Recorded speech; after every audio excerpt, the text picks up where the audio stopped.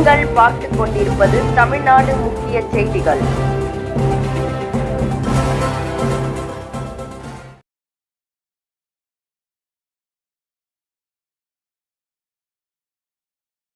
வணக்கம்.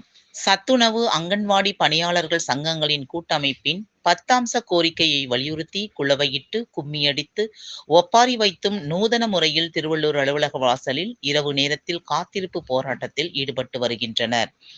திருவள்ளூர் மாவட்ட ஆட்சியர் அலுவலகம் முன்பு சத்துணவு அங்கன்வாடி பணியாளர்கள் சங்கங்களின் கூட்டமைப்பின் சார்பில் காலி பணியிடங்களை நிரப்புதல் மற்றும் காலமுறை ஊதியம் வழங்குதல், சத்துணவு அங்கன்வாடி பணியாளர்களுக்கு இளநிலை உதவியாளருக்கு நிகரான ஊதியமும், சமையல் உதவியாளருக்கு அலுவலக உதவியாளர் நிலையிலான ஊதியம் என காலமுறை ஊதியம் வழங்க வேண்டும்.